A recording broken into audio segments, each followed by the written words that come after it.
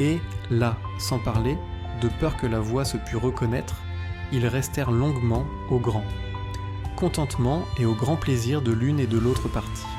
Mais lorsqu'il parut temps à Catella de donner libre cours à son indignation, elle commença à parler ainsi, enflammée d'une fervente colère. Ah, combien est malheureux le sort des femmes, et comme est mal employé l'amour que beaucoup d'elles porteront à leur mari.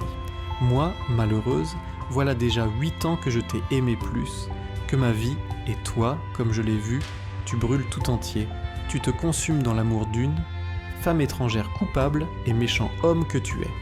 Or, avec qui crois-tu avoir été ?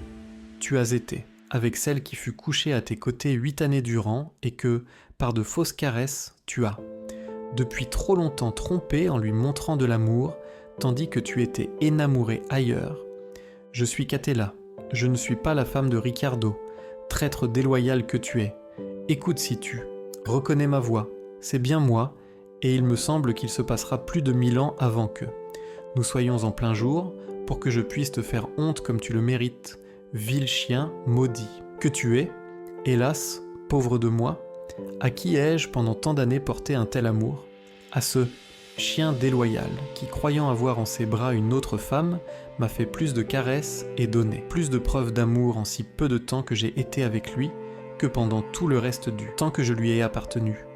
Tu as été bien gaillard aujourd'hui, chien de renégat, tandis qu'à la maison, tu as coutume de te montrer si débile et sans puissance. Mais loué soit Dieu, car c'est ton champ, non celui d'autrui, comme tu croyais, que tu as labouré. Je ne m'étonne point, si cette nuit, tu ne m'as point approché.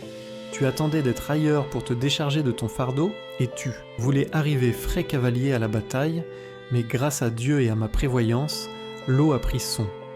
Cours par en bas, comme elle devait. Pourquoi ne réponds-tu pas, homme coupable ? Pourquoi ne dis-tu rien ? Es-tu devenu muet en m'entendant ? Sur ma foi en Dieu, je ne sais ce qui me retient. De te ôter les yeux. Tu as cru faire cette trahison très secrètement, par Dieu, les uns en savent autant que les autres. J'ai mis à tes trousses de meilleurs chiens que tu ne croyais. Riccardo se réjouissait à part lui de ces paroles, et, sans rien répondre, l'accolait et la baisait. Et lui faisait de plus grandes caresses que jamais. Pourquoi elle, poursuivant ses invectives, disait « Oui, tu crois maintenant me tromper avec tes caresses feintes, chien fastidieux que tu es, et m'apaiser et me consoler. Tu te trompes. Je ne serai jamais consolé de cela que je ne t'en ai. Vitupéré en présence d'autant de parents et d'amis que nous en avons. Or, ne suis-je pas méchant ? Homme, aussi belle que l'est la femme de Riccardo Minutolo ? Ne suis-je pas aussi noble dame ? Que ne réponds-tu, maudit chien ? Qu'a-t-elle de plus que moi, elle ? Éloigne-toi, ne me touche pas, car tu as trop accompli de faits d'armes pour aujourd'hui. Je sais bien qu'à présent que tu connais qui je suis, tu ferais par force ce que tu viens de faire. Mais si Dieu m'accorde sa faveur, je ferai encore endurer l'envie. Et je ne sais à quoi tient que j'envoie chercher Riccardo qui m'a aimé plus que lui-même et ne put jamais se vanter que je l'ai une seule fois regardé, et je ne sais pas quel mal il y aurait eu à le faire.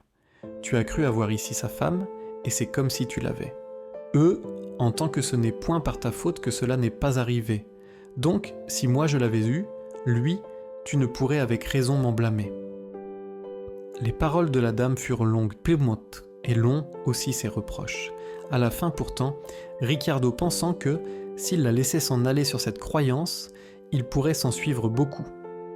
De mal, résolu de se faire connaître et de la tirer de l'erreur où elle était, et l'ayant reprise dans ses bras et si bien enlacée qu'elle ne pouvait partir, il dit « Ma douce âme, ne vous courroucez point. Ce que je n'ai pu avoir simplement en vous aimant, amour m'a appris à l'obtenir en vous. Trompant, et je suis votre Riccardo. »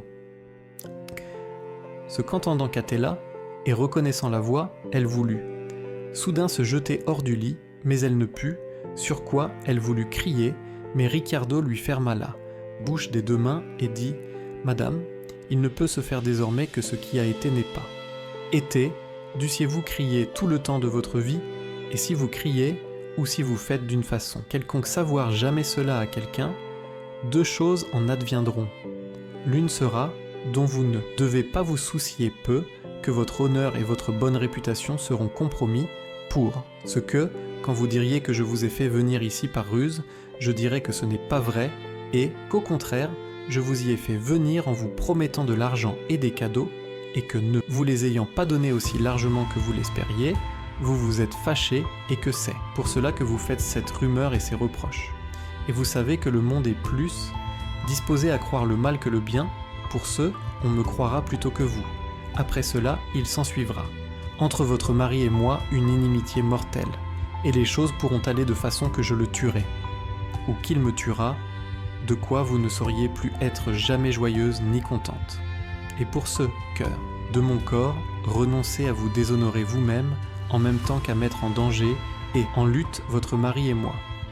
Vous n'êtes pas la première qui a été trompée, et vous ne serez pas la dernière, et moi je ne vous ai pas trompé pour vous enlever ce qui est à vous, mais à cause de la surabondance d'amour que je vous porte, et que je suis disposé à vous porter toujours, comme je le suis à rester votre très humble serviteur.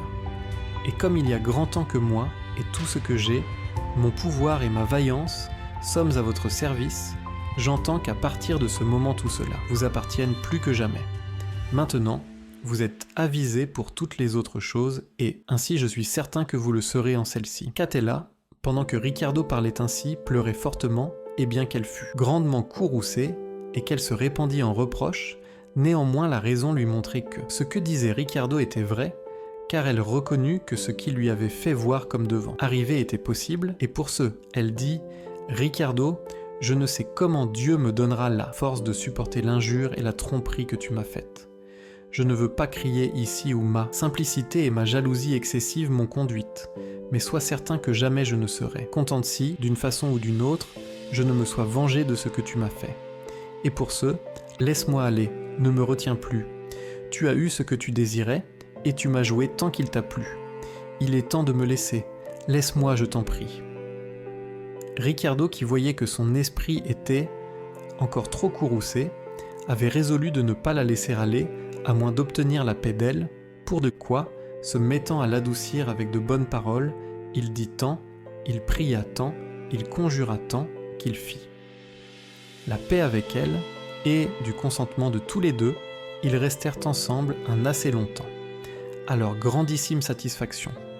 Et la dame, reconnaissant alors combien plus savoureux étaient les baisers de l'amant que ceux du mari, ayant changé sa dureté en doux amour pour Ricardo, l'aima. À partir de ce jour très tendrement, et agissant avec beaucoup de prudence, ils jouirent nombre. 2 fois de leur amour. Dieu nous fasse jouir d'une autre.